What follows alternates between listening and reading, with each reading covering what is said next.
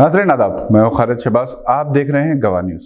हैदराबाद की नुमाइश में सैर व तफरीक करने वाले एक दूसरे से एक सवाल कर रहे हैं कि बीपीपी लंदन क्या है। नुमाइश में घूमने वाली ट्रेन पर हर एंगल से बीपीपी लंदन का नाम नजर आ रहा है।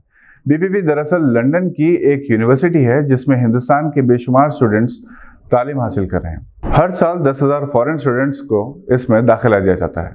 हाल ही में बीपीपी लंदन यूनिवर्सिटी में एमएससी इंजीनियरिंग मैनेजमेंट का प्रोग्राम का आगाज हुआ। इस यूनिवर्सिटी के हैदराबाद में कोऑर्डिनेटर सावेरिया एजुकेशनल कंसल्टेंट्स है, जिसके डायरेक्टर राजेश गोयल।